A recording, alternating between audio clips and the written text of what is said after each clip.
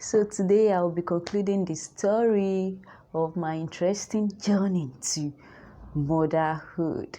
Let us begin. Hello, my priceless people. Welcome back to my channel. Thank you all for tuning in. My name is Priceless Toy. I film about events, lifestyle, and faith. Yeah. So today I'll be concluding the story of my interesting journey to motherhood. Let us begin. The last video I told you I went to my mom's place, my parents' house rather. On getting back to Lagos, that was still April 2019. When I got back to Lagos, I started my normal life, not pregnant again. Got back to my work as a private school teacher. I started my work back and everything was going on smoothly.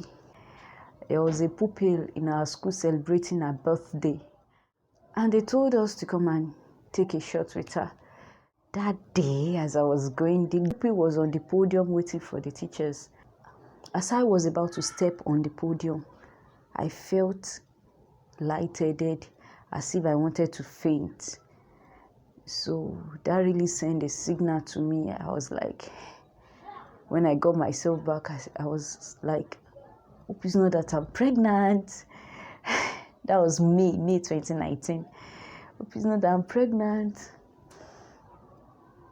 So I went to go and meet my proprietress. I told her I felt lightheaded some few seconds back that I needed to rest. And she told me to go to the sick bay. There, I called my husband. When I was at the sick bay, I told him. On my way back from work, I went to the pharmacy store to get pregnancy strip. I even got like three or two. Yeah, I got like 3 that I'm going to use. And when I got home, on getting home, I felt weak, I felt tired, and I slept off. When I woke up later at night, it was around 3 a.m. I was now looking for the strip I bought. I asked my husband, he said he does not know where I kept it. We searched everywhere. We searched everywhere to look for the strip, the pregnancy strip. We couldn't find. So he said, Tiwa, forget it. Instead of you using the strip, then just go to the hospital. Tell your proprietress you're going straight to the hospital when you get to school tomorrow, early in the morning rather. Yeah.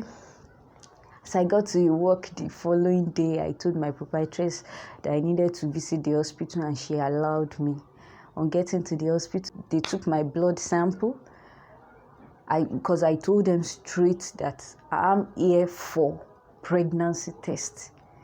And they took my blood. And guess what? I was positive again, pregnant again. Oh my God. I was so excited, like, oh, I lost 1 March. April, I was devastated. And now May, I'm pregnant. But this time around, I kept it to myself.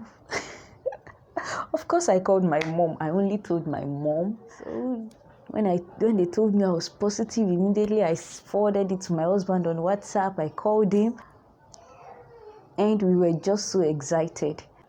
I couldn't go back to work that same day because by getting to work, they would have already closed. So I went straight home, and that was how my husband told me, Tiwa, you are not going to that work again.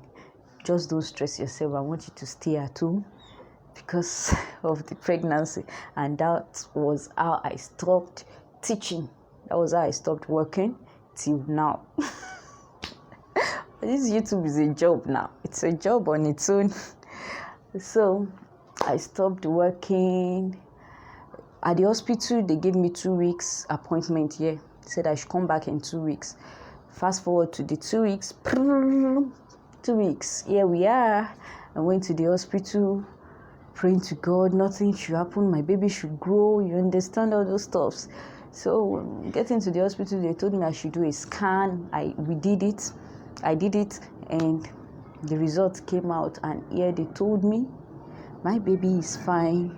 They could see the sac, the yolk sac and everything, but there is perisac bleed.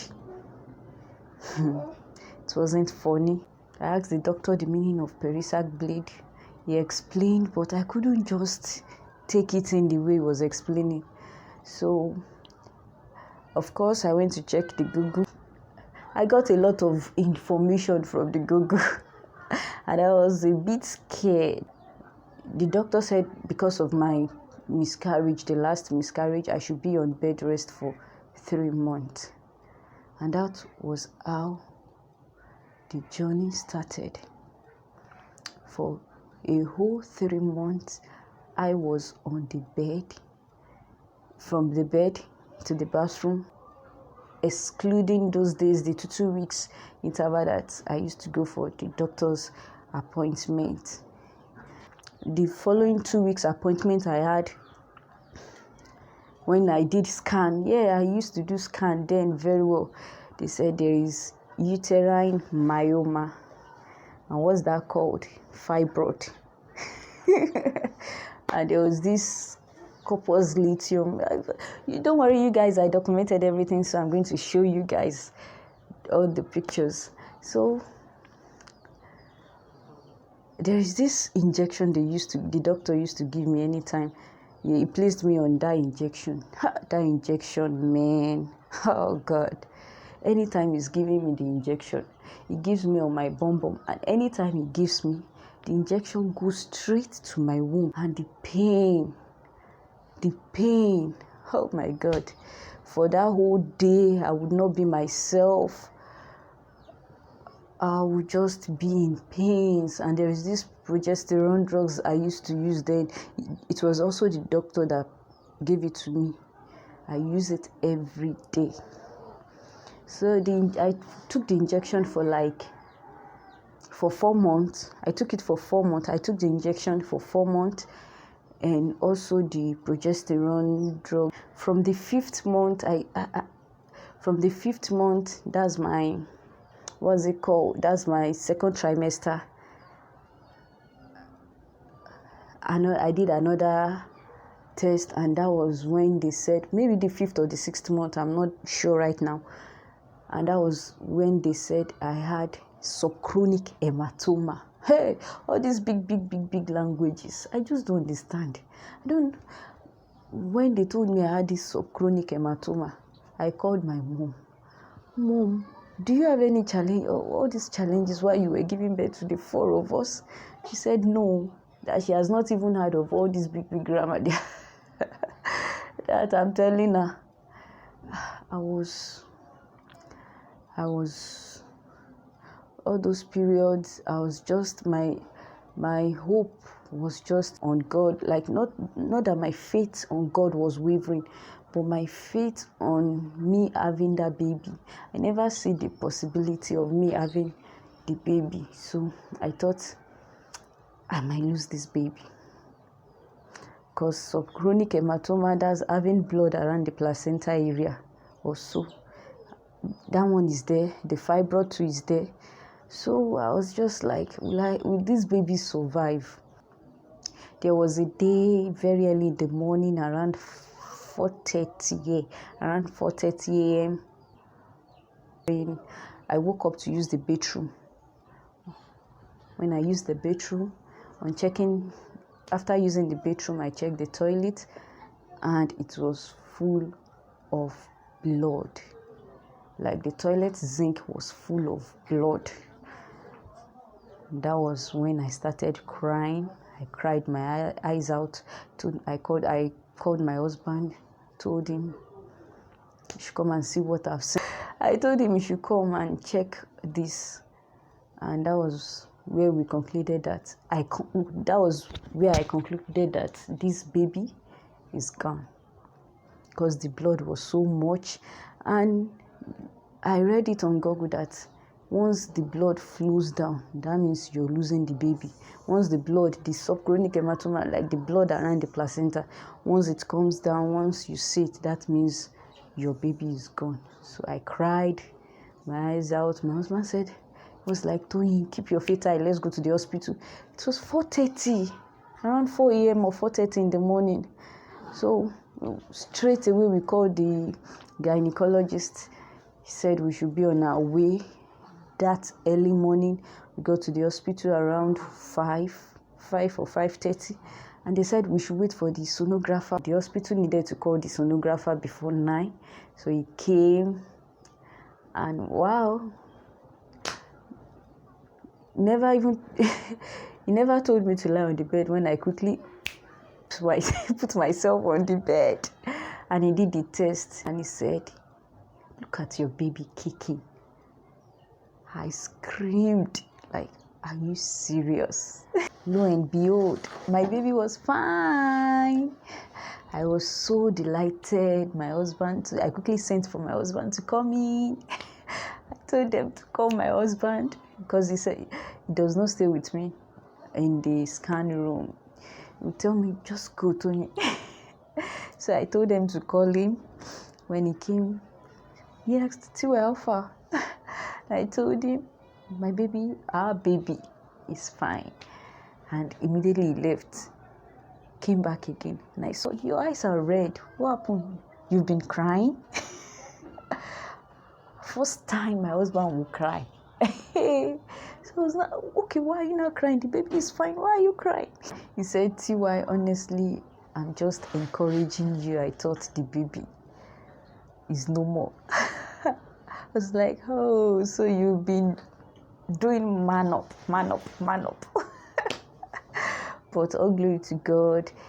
5th, 6th month, that was how I was managing the subchronic hematoma, the myoma, that's the fibroid, till the 8th month. And when I got to the 8th month, oh my God, I felt really stronger. I felt okay. Not until another fateful day. Guess what? I woke up and I started feeling pain at the right hand side of my belly. And I was like, this could not be labor pain. I went to the hospital again. And that was how I was diagnosed of appendix, acute appendix. How? Just a month to my due date, and I'm experiencing all this. For a whole day, there was drip running in my veins. They gave me drip. I was hospitalized and they gave me drip. And he said I won't eat for a whole day. And they were just giving me antibiotics. On the bed, I started pressing my phone, check Google, and I was like, hope these antibiotics will not have effect on my baby.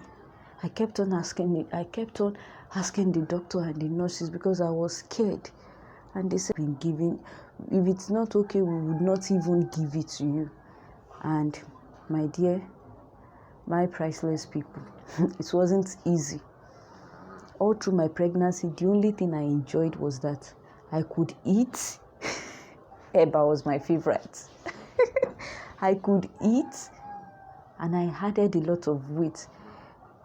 For a day, I could eat like close to 6 or 7 times a day. Yeah, I could eat close to 6 or 7 times a day. Like eat normal food, not just taking beverages. Taking normal food. And here I am, not eating for a whole day. Fine, the drip was sustaining me, but my God, as a pregnant woman, 8 months pregnant, I really felt it. To be honest, I felt it. I cried. I prayed to God that He should please give me a complete baby. Like, I just don't want a baby that will suffer due to the antibiotics I've taken. Oh, thank God. December 31st, I was preparing to go to the market to get some stuff to make fried rice. And that was how my labor began. I labored all through December 31st. 1st. I even thought I'm going to give birth on the 1st.